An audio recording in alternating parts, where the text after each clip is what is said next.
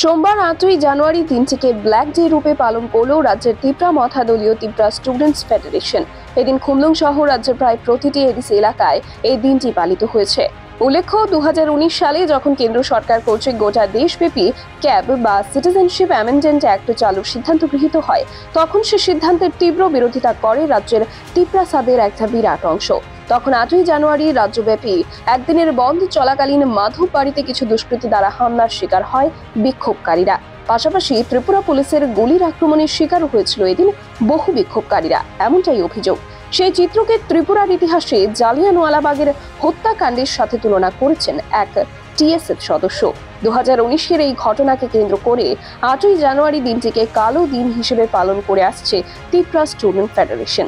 যথারীতি এবছরেও পালিত হয় এই ব্ল্যাক ডে। পাশাপাশি সেদিনের এই ঘটনাকে তীব্র ধিক্কার জানিয়ে ত্রিপুরা সরকার ও পুলিশের তীব্র নিন্দাও করেছে ত্রিপুরাসারা। আপনারা সবাই জানেন, গত 2019 8ই জানুয়ারি যখন কেন্দ্র সরকারের সিএবি যেটা বিলটা এনেছিল পার্লামেন্টে, সেই বিলের বিরুদ্ধে করে আমরা টিএসএফ এবং নেশু সারা নর্থ ইস্টে আমরা সেই বিলটির বিরুদ্ধে করেছিলাম।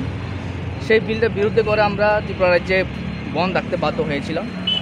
বন্ধ চলাকালীন সময় 8ই জানুয়ারি যখন বন্ধ চলছিল, তখন দেখা গেল যে মাধববাড়িতে আন্দোলনকারীদের উপর কিছু গুন্ডাবাহিনী আক্রমণ চালায় আন্দোলনকারীদের উপর।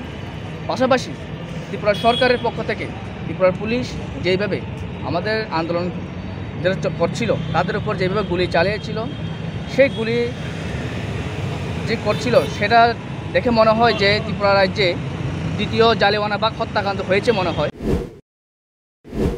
ব্যুরো রিপোর্ট, খবরের প্রতিবাদ।